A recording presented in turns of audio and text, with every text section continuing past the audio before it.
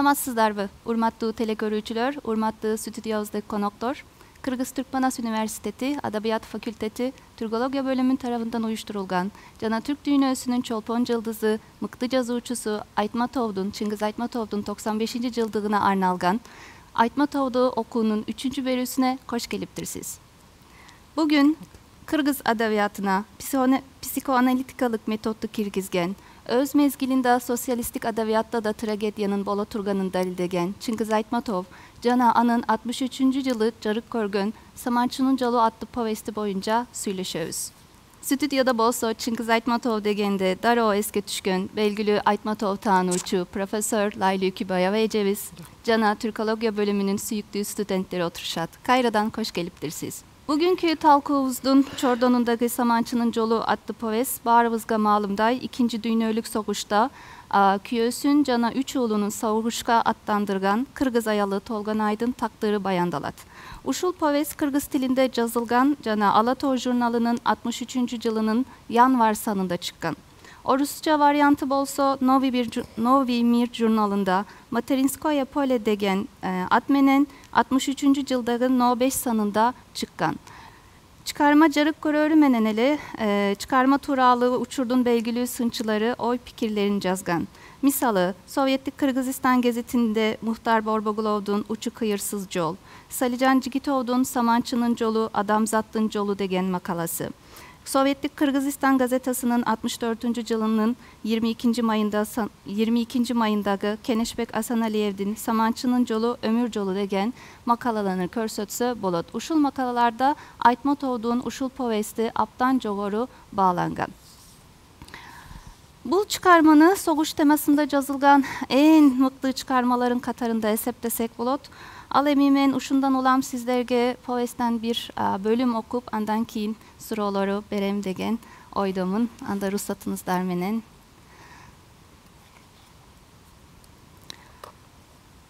Толгонай.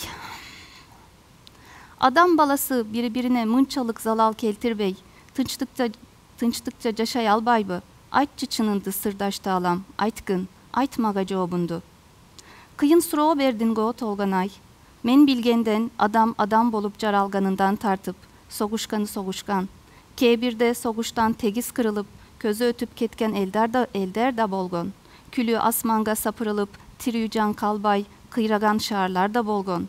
Neçen kılımdar adamdın baskan izine zar bolup, en jatkan zamanımda bolgon. Soguş çıkkan sayın, ağır gaçan kulağı ukkandarına, karmaş bagıla, kan tökkücü akıl toktot kula devaytam. Azır da aytar sözüm uşul. Ey adamdar, düğününün 4 burcunda yaşagan adamdar. Silerge emne gerek, cerbi, mına, men, cermin. Men bağırdık adam balasına tenmin. Maga talaşınardın gereği yok, maga ıntımak gerek, emgek gerek. Ayda oğa birdan taşta sanar, cüzdan kılıp berem. Çırpık saysanar, çınar kılıp berem. Bak tiksener, mömö töküp berem. Mal caysanar, çöp bolup berem. Tam turgus sanar, duvar bolup berem. Uruk tukumunar kovöysö, bağrınarga cay bolup berem. Men tükömböym, men karıbaymın, men keçmin, men bağrınarga tekiz cetem degen Айтматов ушул повестинде. Ушундан улам ушул сөздөрдүн негизинде Layla эже, tabiat menen adamdın tıkız baylanışını jana jer üçün, toprak üçün biri menen bolgon soguşun kanday bağlaysız? Bul tema problemi azırkı gün içinde aktualdu emesmi? Айтматов ушул povesti arkulu emneni sındap jatat çınında. Emne üçün başka karman Толгонайды bir başka adam menen emes, jer menen sırdaşusun kalayt. Ne degen oydus? Olurdu, jandırdın go Gökçen. Jadırdın.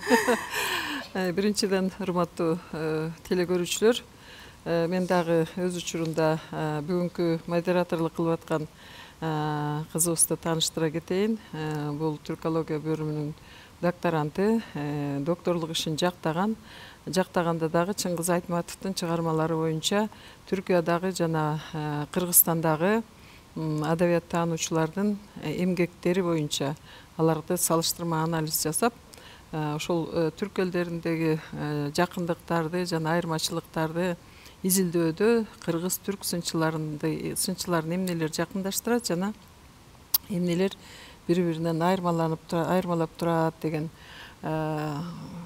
проблеманын тегерегинде илимий ишин жазып, бүгүнкү күндө PhD докторлугун алып, азыр Манас университетинде иштеп жаткан Көкчан Челик деген кыз. Эми абдан сонун жеринен алып турсуң, мисалда бул согуш жана тынчтык маселеси адамзат болуп келе жаткан байыркы мезгилден бүгүнкү күнгө чейин абдан актуалдуу, өзүнүн курчтугу менен адамдардын тагдырында абдан чоң мааниге ээ болгондугу менен олуттуу бир маселе. Мына ушундай олуттуу маселеге Чыңгыз Айтматов өз учурунда кайрылбай койбойт эле. Анткени өзүнүн көптөгөн интервьюларында, тигил же бул симпозиумдарда, же болбосо эл аралык деңгээлдеги чогулуштарда Айтматов өзүн тынчсыздандырган ушул согуш жана тынчтык маселесин көп көтөргөн да. Анан эмне үчүн дейт, адамдардын мамлекеттер менен мамлекеттердин ортосунда мунаса келишпегендиктен, бир эл менен экинчи улуттун, бир улут менен экинчи улуттун ортосунда мунаса келишпегендиктен адамдар ушул аламат согушту башташып, ушул согушту бүлүндүргүч, азап берүүчү нерсени кайра адамдарга алып келип жатат деп, анан кийин жанагы Толгонай айткан чоң суроону, адамдар согушсуз жашай албайбы деген суроону ошол учурда эле тиги 60-жылдардын башында эле койгон. Анткени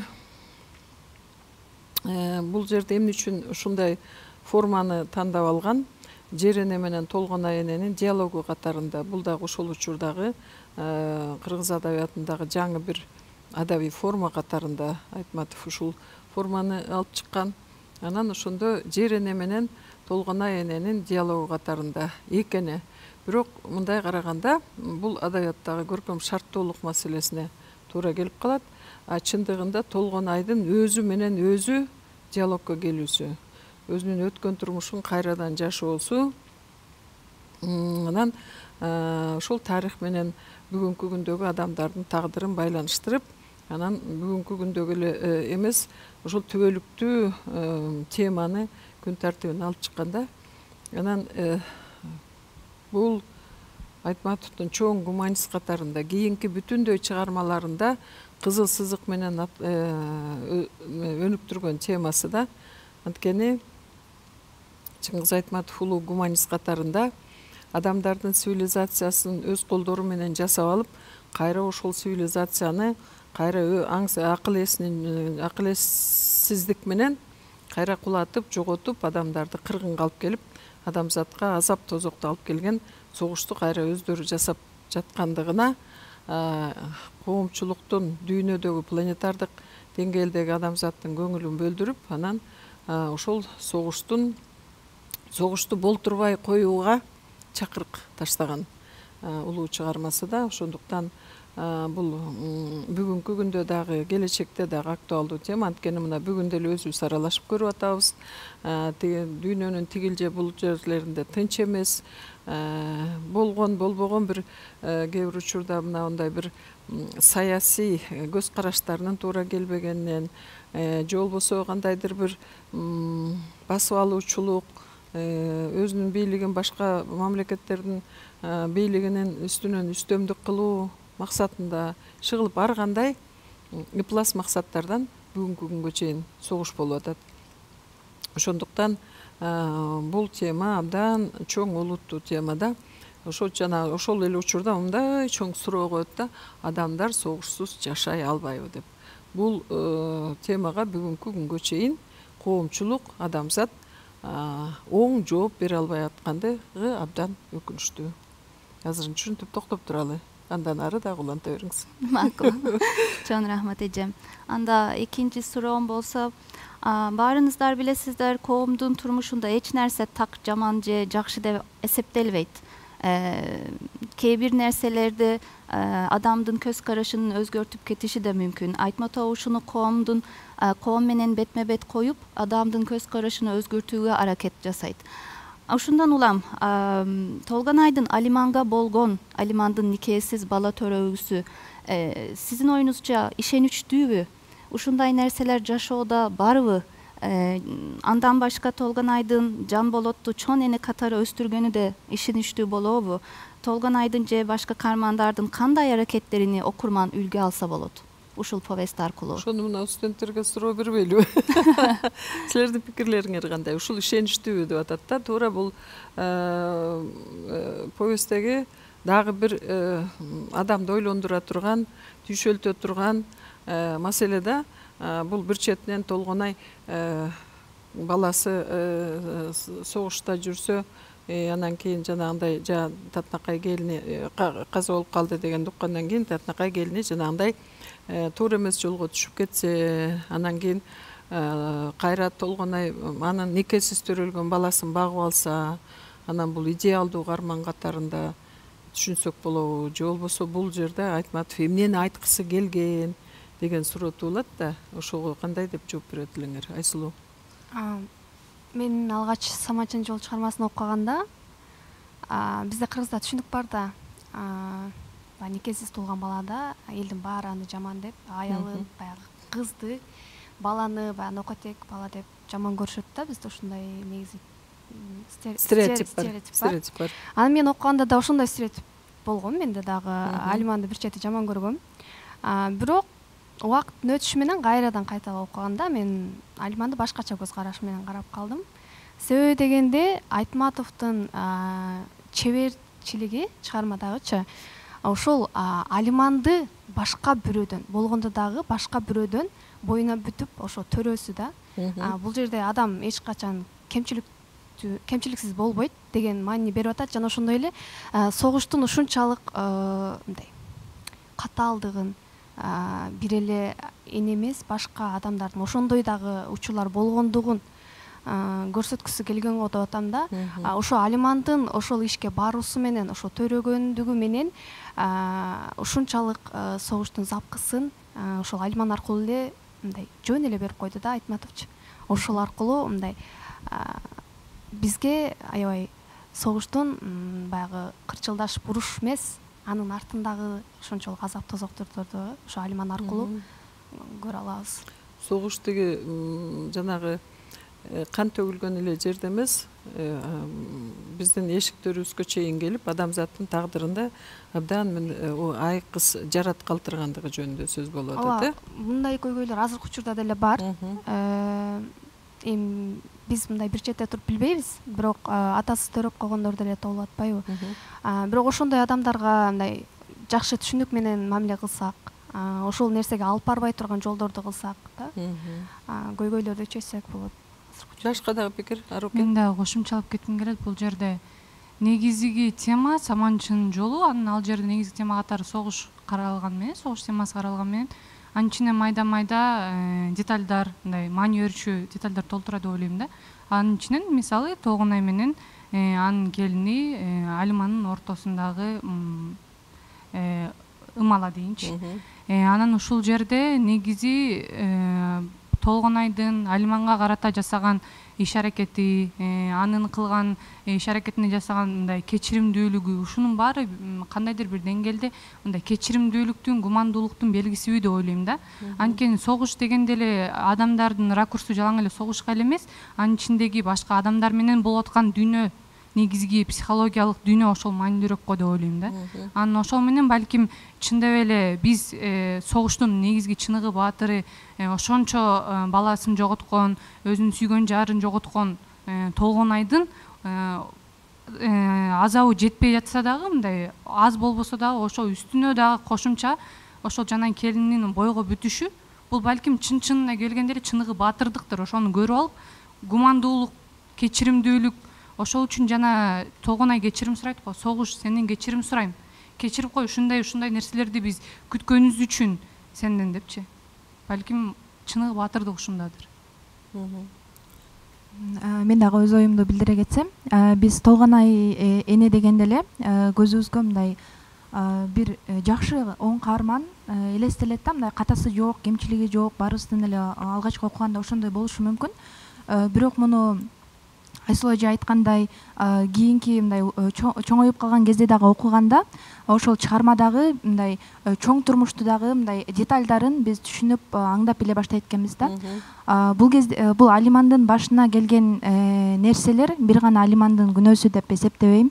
Бул жерде Толгонайдын да күнөөсү бар. Толгонай бул чыгарманын баштарында эле Алимандын ошол тагдыры ошондой бүтүп калганына өзүнүн күнөөсү бар экенин ал мойнуна алып дайыма баса белгилеп айтып кетет да.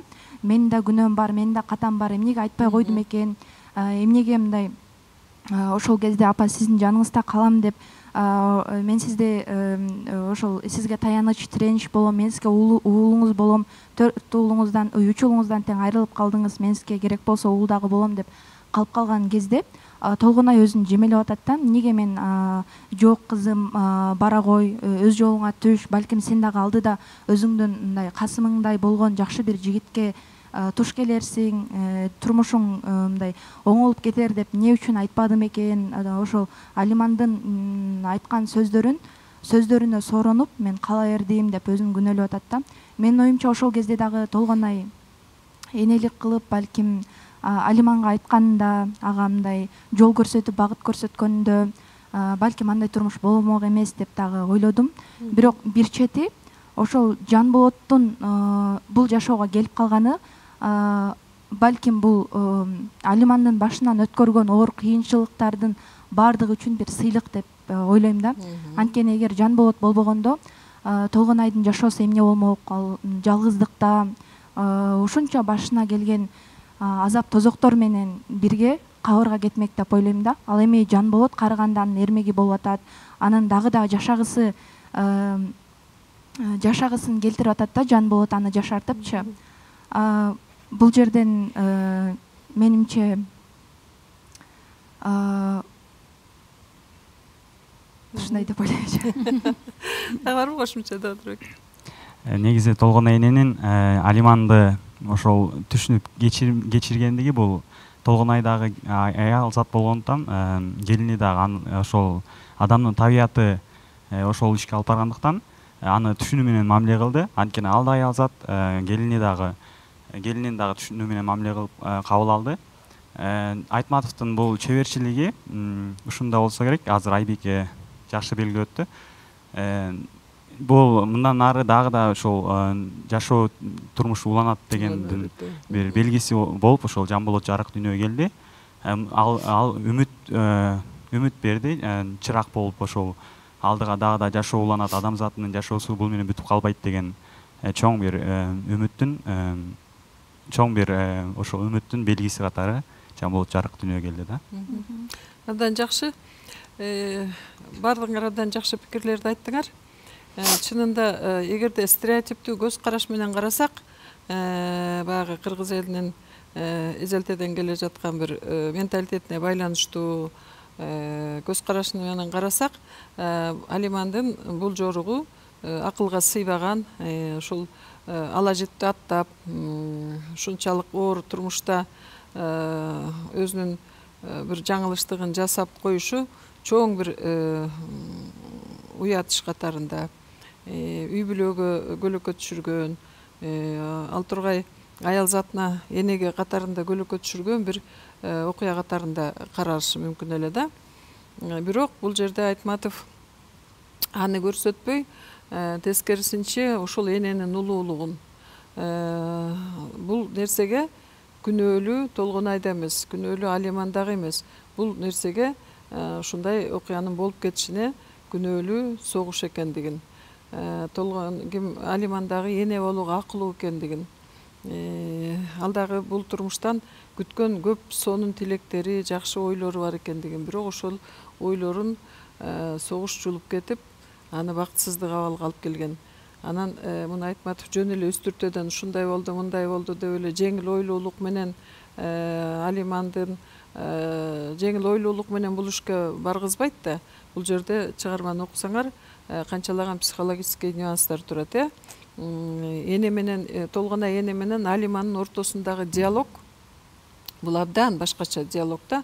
Бул адамдагы адамдыктын көрөңгөсүнүн мол экендиги жөнүндө. Башкача айтканда, ошол бирин бири аяп, бирин бири кыялбай, ортодогу ачуу чындыкты эми балам ушундай тагдырың болуп калды. Эми сен өзүңдүн тагдырыңды жасап кеткенге акылуусуң. Бара кой деп айткан канчалык энеге оор болгонун, ошол сөздү угуш Алиманга да оор болгонун, ал алдын ала эле айтпа энеке мага, мындай сөздү айтпа, мен сенин эмне экенин айтарыңды түшүнүп турам деп атпайбы? Мына ушундай психологиялык нюанстардын баардыгын Айтматов абдан жеткире сүрөттөө менен мотивациялап, бул эки эненин ортосундагы мамиленин бир мындай эталону катарында сүрөттөгөндүгүн көрөбүз да. Анан экинчиден туура айтты ким, бул Толгонайдын монологунда дагы бир нерсе бар да. Согуш дейт, сен канчалык азаптарды адамдардын башына алып келбегиниң, сен адамдарды жеңе албайсың. Ушуну менен бизди бактсыз кылып коемун деп, ушундай адамды жеңип алам деп ойлобо. Биз ушул согуштан эмнени түшүндүк дейт. Дагы жашаш керек экенин, дагы күрөшүш керек экенин, ошол келечек үчүн, бактылуу келечек үчүн күрөшүү керек экендигин түшүнүп, биз ошол иштерди жасадык, согуштун оор мезгилине карабай. Демек, жашоо бир күн менен бир согуштун алкагында бүтүп калбастыгын, дагы жашоо алдыда, келечек алдыда экендиги жөнүндөгү үмүт берген Жамболоттун образын алып келип атат да. Анан бул жерде дагы бир нерсе, турмушта балким мындай болбошу да ыктымал. Бирок биз билебиз да, турмуш чындыгы анан көркөм чындык деген. Бул жерде Айтматов өзүнүн фантазиясынан кошуп, өзүнүн ошол турмушка карата мамилесин, түшүнүгүн, анан элге эмнени айтып, эмнени идеализациялап берейин деген түшүнүктөрүн кошуу менен, анан кийин ошол турмуш чындыгын көркөм чындыкка айландырып, таптакыр башка чыгарманы биздин окурмандарына, өзүнүн окурмандарына сунуп отурат. Ошол чындык бизге чыныгы турмуш катарында кабыл алуу деңгээлине көтөрүлүп жатат. Бул чыныгы көркөм эстетикалык бийиктикти багындырган чыгарма катарында ар бир окурмандын жүрөгүнөн түнөк тапты десек болот да. Чоң рахмат эже, студенттерибизге да чоң рахмат. Абдан жакшы чечмелей бердилер. Üçüncü sorum bolsa, bul birinci soru menen байланышта, аны толуктап жатат. Адамзат жаралгандан бери ар дайым жерге үстөмдүк кылуу аракетинде болуп, өзүн жердин жалгыз башкаруучусу катары көрүп келген. Ушул иш аракеттер албетте адабиятта да чагылдырылган. Ушуну экосын же экокритизм деген термин менен аталат дүйнөлүк адабиятта. Бирок ушул жерде кызык нерсе, бул эдеби адаби термин биринчи жолу 78-жылда Вильям Ракверт тарабынан айтылган. Бирок бул Айтматовдун ушул чыгармасы болсо 63-жылы чыккан. Ушул өнүттөн, ушул аспекттен караганда Айтматовду алгачкы экосынчылардан бири деп эсептесек болобу? Ушул чыгармасы аркылуу. Болобу? Сиз айтыңыз. Айтматов изилдөөчү катарында. Мен өзүмдү кийин айтайын. Мен өзүмдүн пикирини кийин айтайын. Экосынчы катарында эсептесек болобу дейт, э? Айтматовду ушул алгачкы экосынчылар катарында. Жаратылыш менен байланыш. Менин оюмча, албетте Айтматовду экосынчы деп айта алабыз. Жана эже айтып өттү. Адамзат дүйнөгө келгенде эле жерге ээ болгусу келип жашайт депчи. Бул адамзаттын канында бар болгон нерсе болуш керек деп ойлойм. Себеби ата бабабыздан бери эле бир туугандар бири-бири менен согушуп, жер талашып келишет да. Уруш ошол мезгилде эле башталган. Азыркы учурда деле уланып жатат. Айтматов жана өзүнүн чыгармасында айткандай эле, адам согуш боюнча жашай албайт. Жана ошондой эле баягы бул жактагы эгосу өзүнүн баягы жерди бир эле жер эмес, өзүнө менчик кылганды аябай жакшы көрөбүз негизи эле табиятыбыздан. Ошол адамдын эгосун жана ошондой эле ошол эгонун натыйжасына улуу согуштар чыгып кетип атканын, ошол согуштун айынан көптөгөн адамдар азап тартып атканын, ушундай Айтматовдун деги эле башка жазуучулардын да болсун чыгармаларынан көп эле жолу байкасак болот. Мен оюм ушундай. Мен дагы толуктап кетким келет. Негизи бул чыгармада жер эненин образы аябай сонун ачылган да. Эки эне да, ошонун ичинен Толгонай эне менен жер эненин ортосундагы диалог.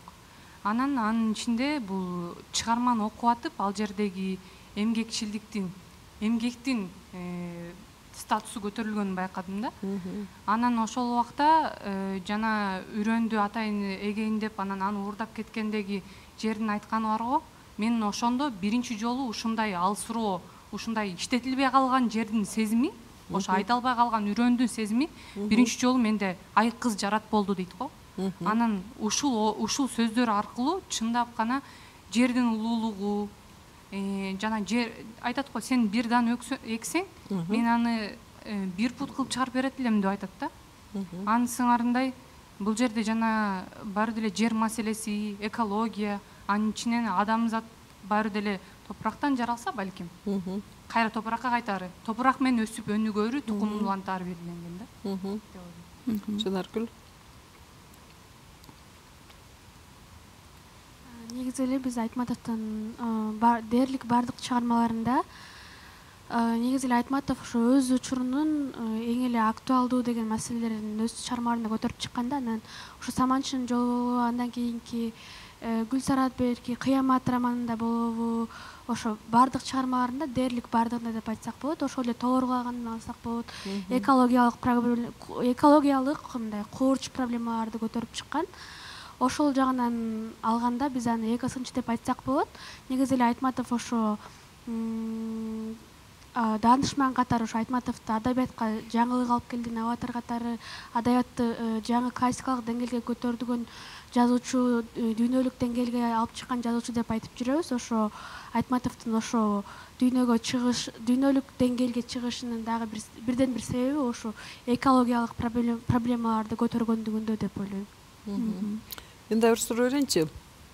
Ушул экологиялык проблеманы Айтматовго чейин көтөрүлгөнбү деги эле мындай көркөм дүйнөбүздө, адамзаттын жашоосунда, же Айтматов келип эле анан кийин эко проблеманы чыгарып эле ушул айлана чөйрөнү кордобогула, коргогула, алардын өнүгүшүнө, өсүшүнө дайыма камкордук көргүлө деген сыяктуу чакырыктар менен жазуучу чыгармаларын жазганбы?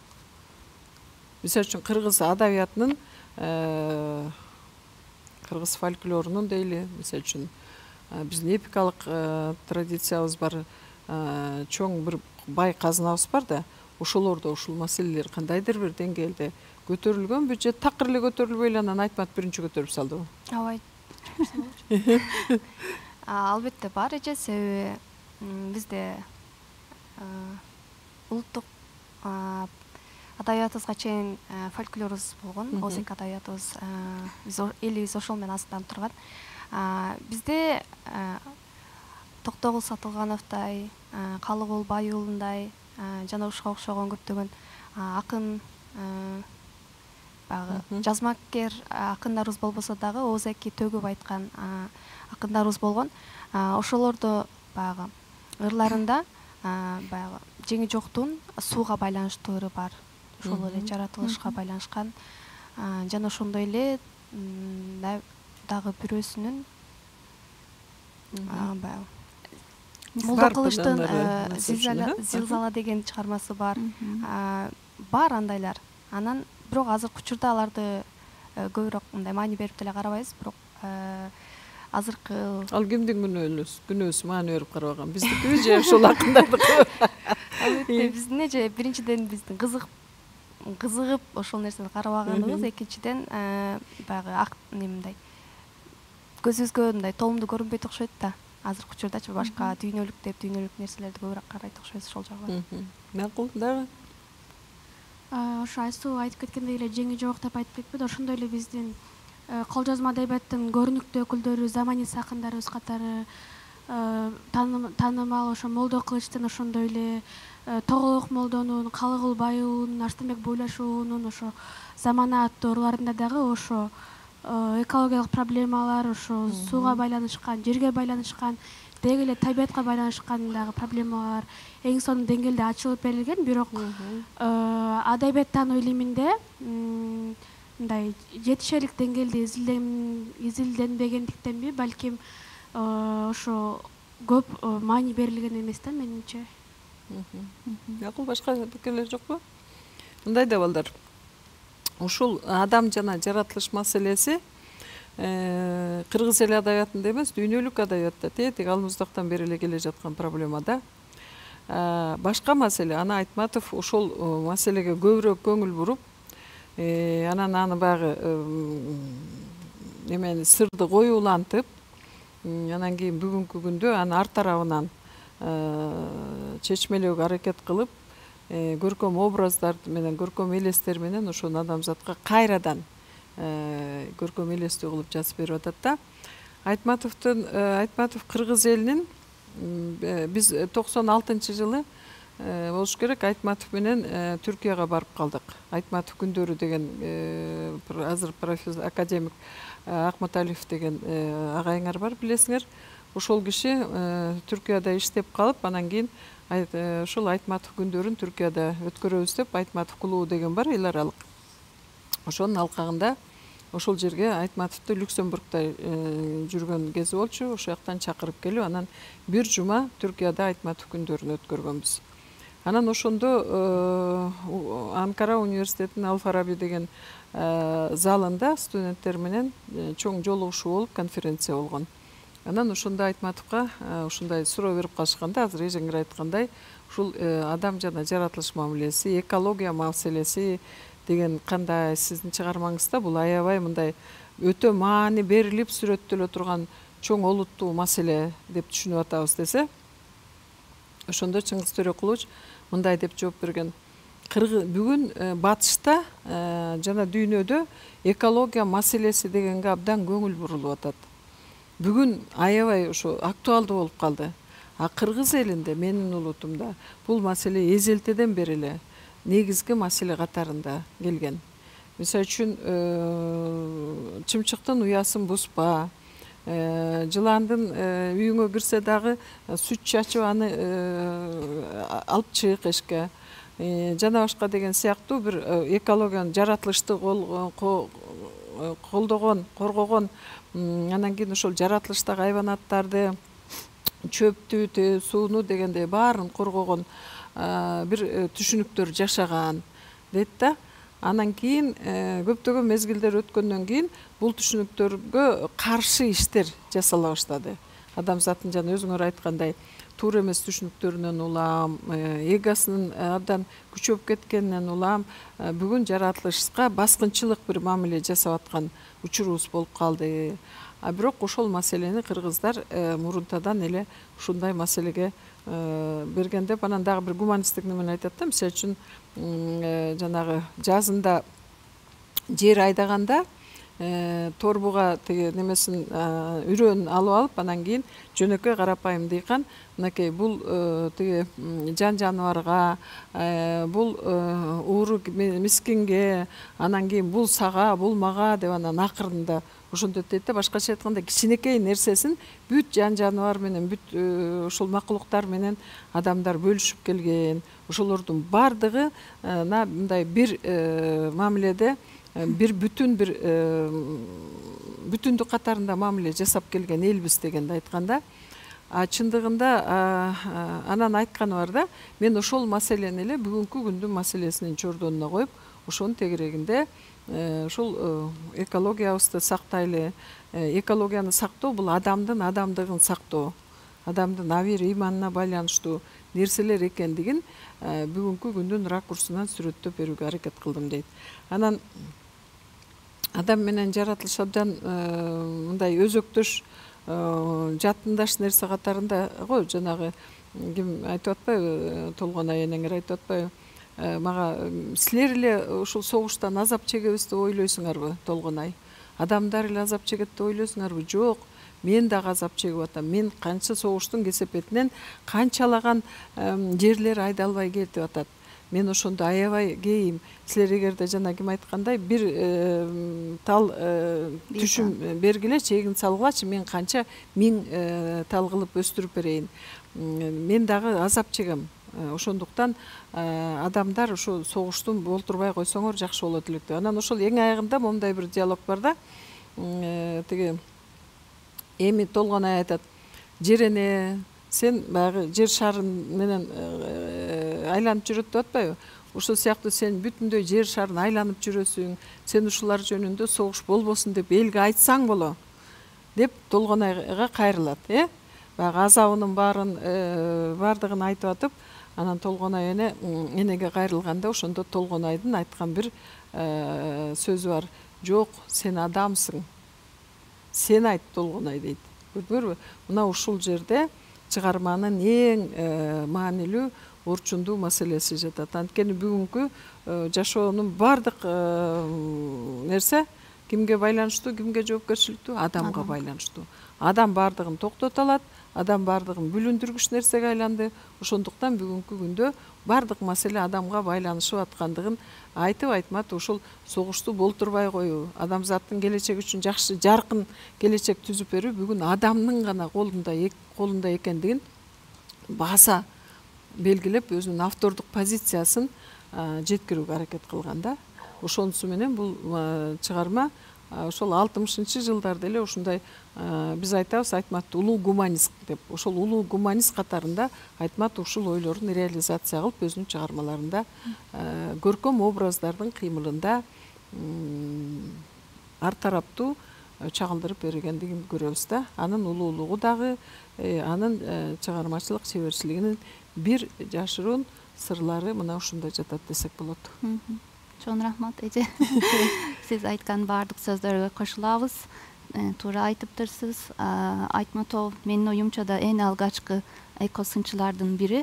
Анткени анын ушул Саманчынын жолу менен баштаган ушул маселеге болгон көз карашы кийинки чыгармаларында да кездешебиз.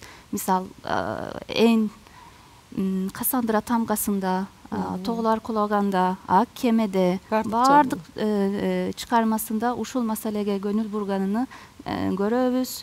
Албетте бизде ушу менен Айтматовду эң алгач сынчылардын бири деп кабыл алсак абдан туура болот дейм.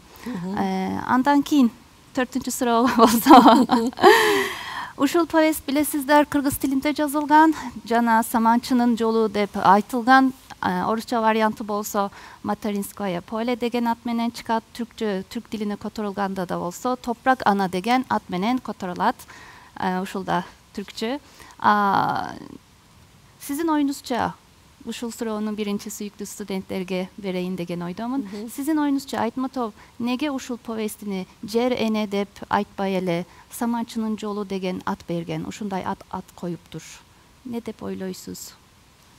Негизги бул жерде Саманчынын жолу деген аталыш бул Субанкул менен Толгонайдын атайын айдын жарыгы менен атайын бүгүн калып бүгүн иштейбиз деп анан кийин ошол жерде арыкка төшөнүп алып анан экөө жаркын бир келечекти кыялданып жатышканда ошондо торгойлордун үнү дагы башкача угулуп анан ошондо асманды караса эле Саманчынын жолу тартылып атыптыр да.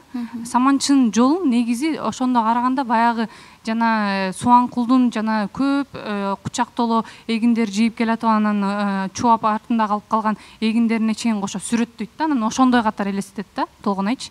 Анан Саманчынын жолунун образын ал бара чыгарма өнүккөн сайын ал образ кошо өнүгө баштайт да. Анан эмнегедир жана Жамболот төрөлүп атканда дагы Толгонай дагы бир жол карайт. Асманда караса бул жолкусунда баягыдай торгойдун үнү же башкача айтканда Саманчынын жолунун керилип жатканы анчейин байкалбайт, сур булут болот да.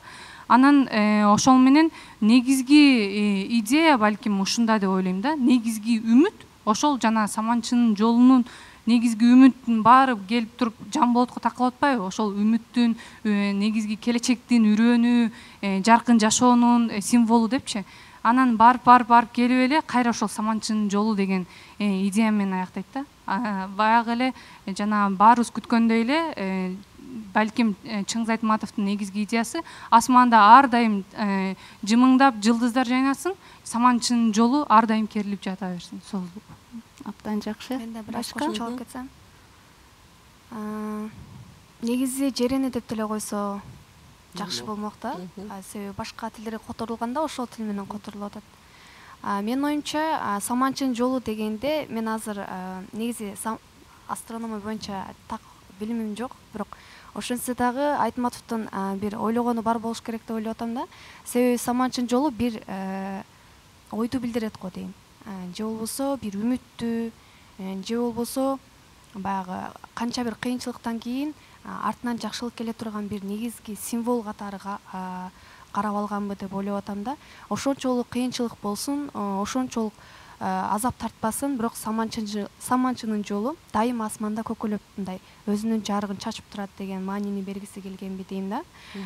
Себеби баягы согуш болду, анын артынан бир үй бүлө кыйрап калды да, бирок ошондо дагы баягы үмүт, баягы Аруки айткандай, Толгонай менен Субанкул экөөнүн баягы кыялы ишке ашпаса дагы ошол өздөрүнүн тилеги акыры аягы Жамбулут менен келди. Баягы оорчулук, канчалык кыйынчылыктан кийин келди. Саманчынын жолу ошого бир негиз болуп бердиби деп ойлойм да. Ошон үчүн ушундай аташы керек деп ойлойм. Саламатсыздарбы? Мен дагы досторум айткандай бир аз кошумчалап кетсем. Биринчи ошол Чыңгыз Айтматовдун Саманчынын жол повестинде алгач Толгонай менен Субанкул дагы ошол орук мезгилинде таанышат да. Ал жерде дагы жаңы гана будайдын бышып келген мезгили болуп, ал жерде ал жерде дагы Субанкул дагы Толгонай дагы будай оруп жаткан мезгил болот. Ошонун негизинде таанышып калышат. Андан кийин да чыгарманы дагы улай кетсек, дайыма мындай кыргыздардын ошол эмгектенип жатканы, будай менен алектенип жатканы болот да. Ал эми андан кийинки да Касым айтат го, апа ошол биринчи нандын, бул биринчи эгиндин бышкан наны биринчи сиз остиңиз деп.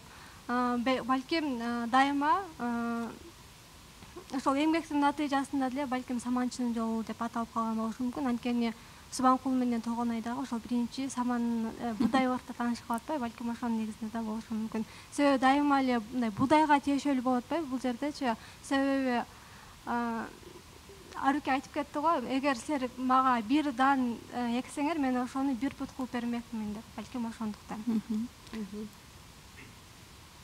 Негизи эле Саманчынын жол деп аталышы бул повесттин туура эле болгон болуш керек деп ойлойм. Анткени Саманчынын жолу Жылдыз, ошол Жылдыздын тобу ар дайым аларды коштоп жүрөт. Повестте дагы аларга бир символ катары алынган.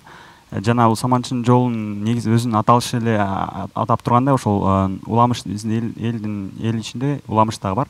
Ошол саманчы саман көтөрүп бара жатып, ошол саманы чууруп калгандай элес калтырган жылдыздардын тобуна ошол Саманчынын жолу деген ат берилген да. Ошонун себебинен дагы бул дыйканчылык, ошол дыйканчылыкка байланыштуу, эгин эгүүгө байланыштуу дагы ошол Саманчынын жолу менен кандайдыр бир байланыш, ортодо байланышы болгон үчүн ушундай аталыш берилсе керек. Туура. Мен де кичине кошумчалап коеюн анда. Байыртадан Түрк элдеринде жана кыргыздарда, кыргыздардын түшүнүгүндө мындай бир түшүнүк бар. Ошол асмандагы жылдыздар менен жердеки адамдардын түпкү насили бир болгон дешет. Жылдыздар булар адамдар. Адамдар жылдызга айланып кеткен пенде тукуму деп ойлонот. Ушундай бир түшүнүк бар. Айтматов ошол түшүнүк менен сиз айткандай эле туптуура дыйканчылык, анан Субанкул менен Толгонайдын орок айында таанышуусу, ушулардын баардыгы келип Саманчынын жолу жылдызында ушул аттан Саманчынын жолуна келип такалат. Бир укканда бул табышмактуу ат Саманчынын жолу. Өзгөчө биз түрк элдери топрак ана деп билген ушул китептин, ушул повесттин атын Саманчынын жолу деп укканда таң калабыз. Негедир депчи, анткени жер эне менен диалог болсо ушундай ат жарашып калыптыр деп.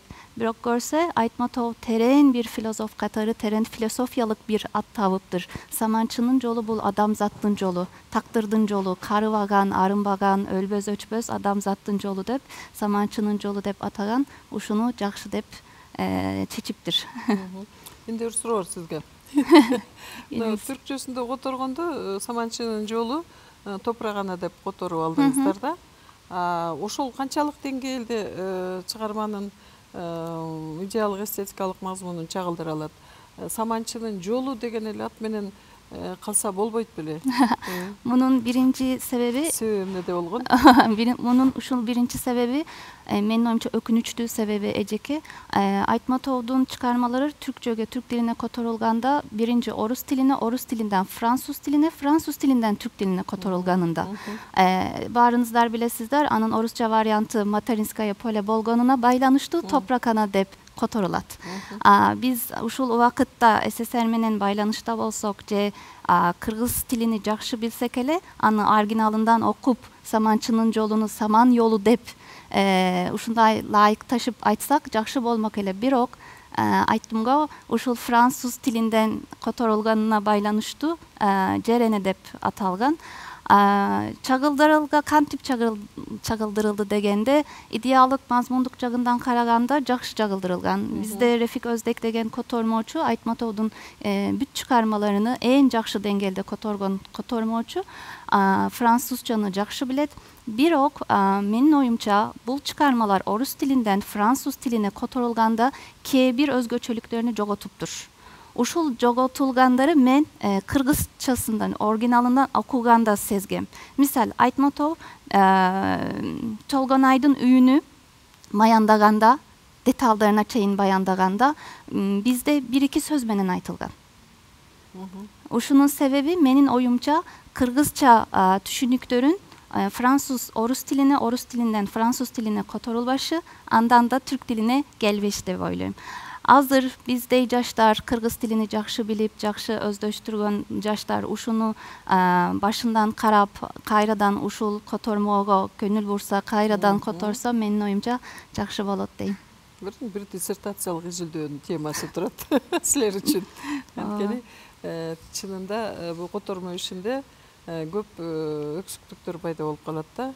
Биринчиден кыргыз маданиятын түшүнбөгөндүктөн, кыргыз сөздөрүнүн семантикасына терең билбегендиктен котормочулар которгон учурда ошондой кемчиликтер кетип калышы мүмкүн. Бүгүнкү бизде ошо Кыргыз Түрк университетинде окуп бүткөн студенттерибиздин, магистрант, докторанттарыбыздын мүмкүнчүлүктөрү абдан кеңири болду. Кудай буйрса, ошол мына Көкжан эжеңер бул жерге келип, канча оригиналдан чыгармалар канчалык деңгээлде алыс болуп калгандыгы жөнүндө дагы диссертациясында булар боюнча үстүртөдөн болсо дагы анткени темасына бир аз кичине алыстап кетет. Ошондой болсо дагы ошолорду белгиледи да. Бирок бул келечекте тыкыр иликтене турган илимий проблема болуп калып атат. Эми Саманчынын жолу жөнүндө дагы бир-эки ооз сөз. Саманчынын жолу жанагы Борбогулов агайыңар, Муктар Борбогулов деген профессор айткан, Саманчынын жолу адамзаттын жолу деп. Силер билесиңер, көркөм образдарда метафоралуулук, анан символдук нерселер бар. Ошол Саманчынын жолу жер адамынын дагы эмгек, ошонун Толгонай менен Субанкулдун бактысы жана башкалардын бир метафорасы катарында сүрөттөлгөн. Анан бул биринчи Ким Тоодорбек айткандай, бул Саманчынын жолу жөнүндө элдик легенда бар. Ошол элдик легендага, уламыштарга кайрылып Айтматов бул чыгармасында ошону менен образды дагы мындай көркөмдүүлүгүн мындай кунарын арттырган десек болот да. Анткени ошол Саманчынын жолу менен эмгектин өлбөстүгүн, жашоонун түбөлүктүүлүгүн, мисалы үчүн асмандагы Саманчынын жолу жылдыздары түбөлүктүү экендигин, ошол сыяктуу эле эмгек, жашоо, өмүр эч убакта бүтпөстүгү жөнүндөгү ойдун бир метафорасы катарында берип койгон да. Ошондуктан чыгарма атына заты төп келип жакшынакай бир элес калтырган. Анан дагы бир нерсе, Толгонайдын кубанычтуу учурларында дагы, Толгонайды жана согуш жөнүндө уккан учурларында дагы Саманчынын жолун караган учурда Саманчынын жолун ар кандай кабыл алат, кунарсыз, бай бир, анан кийин кайра ушундай капа болуп турганда боз туман түшүп турган учурларын, ошол аркылуу эмнени берет, каармандын ички дүйнөсүндө болуп жаткан психологиялык абалдарына параллель сүрөттөйт да, көркөм каражат катарында да кызмат кылат да. Башкача айтканда Саманчынын жолунун бул чыгармадагы аткарган көркөм функциясы ар тараптуу жана бай экендигин, ал чыгарманын өзөктүк проблемасы менен айкалышып тургандыгынын бир күбөсү болот да. Akırkı sırom. Belgili sınçı Sarıcan Jigitow'dun uşul povest boyunca aytkan bir neçe sın pikirleri var. Uşulardan birinde mınday deyt agay. Çıngiz nukura hudojnikterdey daima obrazda oylanot. Anın ar bir detalı kıykırat, ar bir detalı süylöt, ar bir detalı işendiret, fantazyanı candandırat. Povest boyunca esinizde kalgan uşunday bir detal barvı biz menen bölüşesizbü. Misal ben birinci özümden örnek verip keteyin. Men uşul povesti okugan kezde Maysalbek'tin katı meni aptan kızıktırdı. Maysalbek katında mınday deyt. Ki çinekey sizge oku bereyin. Şul jerde bolçu. Katında Maysalbek aytat. Al apa, soğuştu biz tilep algan jokbuz. Bul köptün başına gelgen kıyın iş. Bütkül adam balasına balta urgan zulüm küç. Biz anı menen küreşböy koya albayvız. Anı üçün kan töküp, anı üçün can berip, anı kıyratıp jok kılıuga mildettübüz. Antbesek bizdin adam degen atыбыз öçöt degen.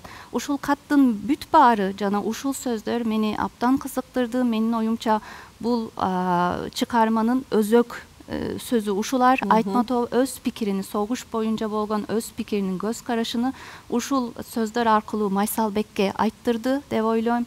Al Aytmatov da aytat, Maysalbek da aytat, bul biz tilep algan soğuş emes. Birok uşul boyunca da soğuşpay koya albayбыз. Uşunu jok kılışыбыз gerek. Uşul bizdin moynumuzga mildet. Uşunu atkarbasak bolboyt.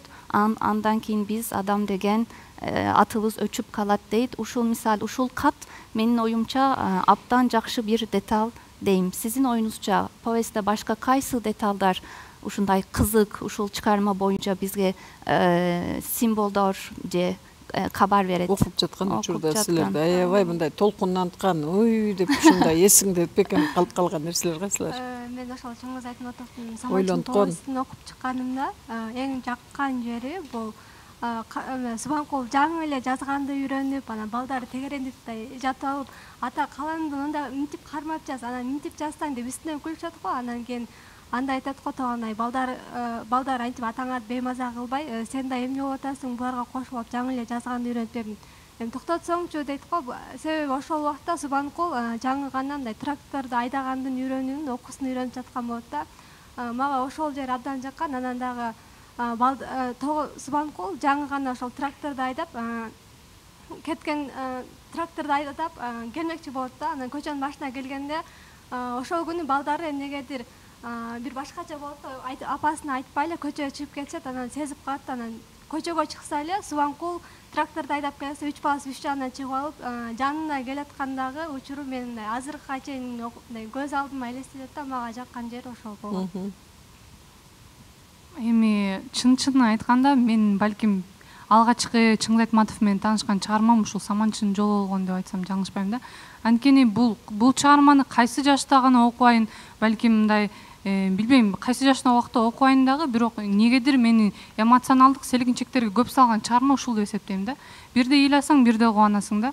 Анын ичине мындай детальдар толтура мен аябай толкунданткан, бирок анын ичинен баса белдеп кетчү жагдай бул жерде жана Касымдын жаңы эле атайын жаңы бышкан нанды алып келип туруп сындырып туруп, анан ме апа деп туруп апасына биринчи оксийт эткөн. Анан оксийип атканда айтат го, жакшы толук быш элек, бирок дагы деле керосин даамданган нан дейт го. Анан ошол даам мен негизи негедир мындай ошол даамды сезип көргүм келген да, кандай болот экен дегендейчи. Анан кайра эле ошол эле окуяны кайра соңунда да белгилейт да. Ал бирок ошол убагында уже Чыңгыз Айтматовдун мындай чеберчилиги ушундай экен, мындай үмүттүн шооласын берип атат да. Кайра кийинки баласы менен кайра жаңыдан кайра дагы ошол нанды жейт да. Анан ошол нанды жегенде кайра мурдагысын эстейт. Демек жашоо бар экен да, жашоо улана берет экен да. Негизи бул чыгармада башынан этегине чейин токтолуп, мындай маани берип карай турчу детальдар көп да. Анан ошол көңүлүбүздү өзүнө бурган эң негизги детальдар ошо жогоруда айтылып кеткен ошо үй бүлөлүк учурдагы мындай бир айылды элестетип, үй бүлөнү элестетип токтоло турчу бир детальдардын бири катары ошолор да көңүлдү бурду. Анан жанагы жерене менен сүйлөшүп отурган учурунда дагы кумурскалардын ошо иштеп жүргөнүн айтат го. Ошону дагы бир маанилүү деталь катары көрө алдым десем болот. Ал жакта мисалы айтат го согуш башталганга чейин деле ушул кумурскалар кандай жашап аткан болсо, кандай кыймылы болсо, ошондой эле жашап өмүрүн улантып атат. Эмнеге биз деле мисалы ошол тынчтыктын мындай үй бүлөлүк бакыттын баркын билбейм, эмнеге биз ушундай адамдар согуш чыгарып атабыз дегендей мындай терең маанилүү катары көрө алдым. Рахмат, дагы мен да өз оюмду билдирип кетсем, бул Саманчынын жолу чыгармасын биз мектепте окуп жүргөн кезден эле алгачкы таанышканбыз ошол кездерде. Анан ошол кездерде эле Толгонай менен Жерененин монологун окуп, Майсалбектин катын көркөм окуп, биз да мындай сахнада аткарып, сахналаштырып ошентип жүргөнбүз. Анан негизи эле чыгарманын ар бир детальдарына токтолуп окуй кетсек, мындай маани бере турчу жана адам баласын ойлондуруп түйшөлтө турчу нерселери көп. Мен бул чыгарманы окуп жатканда эң эле мындай жүрөгүмө таасир калтырган жери бул ошол баягы Толгонайдын ар бир адамдан, ар бир үй бүлөдөн акыркы калган дан эгиндерин чогултуп жана муну топтоп алып айдасак, бизге күзүндө дагы көбүрөөк түшүн берет, дагы көбүрөөк мындай курсагыбыз тоюнат деп сактап калабыз ачкачылыктан деген. Ачкачылыктан сактап калуу үчүн мындай ойлогон амалы болгон да, жакшы ниети болгон. Анын бирок адам баласы ошондой экен, мындай ошол жерин окуп, койчу ушул адамдарды деп мындай абдан ичимден нааразы болуп кеткем да. Ошондогу Толгонайдын ар бир эшикти каклап мындай топтоп аткан сүрөттөлүштөрү кандай мындай аянычтуу да. Айшанын байкуш мындай ыйлап, боор ачып, мындай ушундай акыркы жей турган тамагыбыз десе да болбой, балким Айша муну 10 күн жейттиребиз, бирок кийин муну эгип үрөөнүн ала турган болсок, бир жыл курсагыбыз тоюп, ачкачылыктан аман чыгып кетебиз деп ушундай жан үрөп топтосо, аны болсо уурдап кетишет эмеспи? Баягы карап кайтарып жүргөн 3 баланын байлап туруп анан уурдап кетишеткан. Ошол кезде Толгонайдын жүрөгү сыздап, мындай какшаганы, ушунун ордуна менин үйүмдү тоноп, мени өлтүрүп кетишсе гана деп ушундай заргакшап, ыйлап адам баласын жек көрүп, бир чети мындай боор ооруса, өзүнүн жолдошун согушта жүргөндөй жан үрөп, мындай мекеним үчүн, элим үчүн деп согушуп жүргөн адамдарды ойлоп, бир чети боор ооруса, бир чети мындай адам баласын ушунчалык жек көрүп кеткен да ошол кезде. Менде да ошондой болгон. Ушул сага аябай көп чоң таасир калтырган, э? Дагы айта койсоң. Негизи бул жерде ошол эң менин эсимде калган деталь бул Толгонай өзүнүн келини менен ошол Майсалбек менен жолугууга станцияга барат, ушунчалык камылгаларын көрүп алып, даярданып алып, ушунчалык үмүт менен барып, Алиман жеңеси сүйүнүп, ошол кайным менен тааныйт бекен деп канча мындай жакшы ойлор менен барат да, бирок ал ойлорун ташкап, ушундай ошол эне Толгонай зар какшаган бойдон ошол баш кийимин алган боюнча ошол станциядан Майсалбек токтой өтүп кетет. Ошол жерде ушундай таасирдүү берилген да. Мен мунун ошол сахналаштырылганында көргөнүм үчүн ошол жерде аябай таасирдүү көрсөтүлдү. Мындай ошол эне баласын эл үчүн төрөгөнү ошол жерде дагы бир ирет көрүнүп турат да. Жакшы. Жыйынтыктайлы. Суроолорум бүттү. Бүтсөн, суроо бергиле. Мен бир жана жебизге суроом бар эле. Баягы ошол жана Майсалбектин поезден тосуп алабыз деп камылга көрүп анан жөнөшөт эмеспи? Алиман менен анан ошондо Жайнак болсо мен барбай эле коеюн, менин ордума жеңем барсын деп ошондой кылат да. Ал эми Толгонай болсо Жайнактын эмне үчүн ошо өзүнүн ордуна жеңесин жөнөткөнүн мен түшүндүм деп айтат, бирок мен түшүнгөн жокмун да. Эмне үчүн жеңесин жөнөткөн? Сүйүү да. Жайнак кичинекей болсо да менин оюмча адамзатта болгон, ушул жаратылышта болгон сүйүүнү сезип туюп турат. Ошон үчүн женесини жөнөтөт. Менин ордума женем кетсин дейт. Белким ушуну сөз менен айта албайт. Неге десен өзү да айта албайт белким, бирок менин оюмча сүйүү деген ушундай. Сүйүү аркылуу деп ойлойм. Мен билбейм. Макул, башка? Дагы сурооңор барбы? Жок банда жыйынтыкта берелеби? Anda bugün talkıbımızın çordonunda Samançı'nın Jolu povesti boldu. Aptan kızıktığı cevaplar verdiniz. Barınızlarga çoğun rahmat. Aytmatov biz üçün de Türk elleri üçün de Türkiye içinde aptan mıktı жазуучу. Biz anı aptan жақшы көрөбүз, сыйлайбыз, урматтайбыз.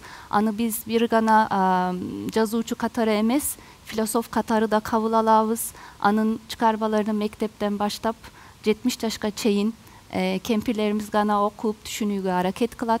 Aytmatov'un Türkiye'dagi saparı birinci algaçka Jamila povesti menen bolsa, ikinci Samançı'nın Jolu menen bolot. Antkeni Samançı'nın Jolunda Aytmatov emgekçil adamdın obrazını çağıldırat. Emgekçil adam bul soğuş uçurunda Türk tarihinde bilesizler bizde de aptan köp soğuşlar boldu. Uşul soğuş uçurunda Türk ayalları da soğuş mezgilinde, jana soğuş mezgilinden keyin da Tolganaydın obrazı sıyaktığı bolçu. Aytmatov'un Tolganay'ı bizdin Türk ayalını, Türk enelerini eske salat degen oymenen Türkiye'de Aytmatov'un uşul toprak anası Samançı'nın Jolu attığı çıkarması aptan jaktırdı. Uşundan başlap Aytmatov'un kalgan çıkarmaları Türk diline kotorula başlandı. Demek Aytmatov'un Jamilası özgöçe Samançı'nın Jolu attığı povesti Aytmatov'du Türk dünyasını Türkiye'ye menin oyumça dünyayı tanıtkan anı avtorduk jolunda büyük tepkiçke kötörgün en mıklı çıkarmaların biri. Biz Aytmatov'un uşul Samançı'nın Jolu povesti menen kalgan çıkarmaları menen de tanıştık. Uşuların Türk diline kotorulganına sebepçi boldu. Uşun için Aytmatov'du aptan jakşı göröbüz dep sözümdü bitireyin. Gelgeniniz için çoğun rahmat. Urmatlı telegörüçüler, bugünkü talkımızın çordonunda Samançı'nın Jolu oldu. Aytmatov'un 63. yılı çıkan uşul povestini barınızlarga sunuştayбыз. Okuyunuz, Aytmatov'du tuğra düşünüge hareket kılınız. Uşul için bizden videomuzdu. Körünüz, bölüşünüz, bardık özgöçe jaşlar menen deyim. Anan salamatta kalınızlar. Görüşkönçe. Görüşkönçe.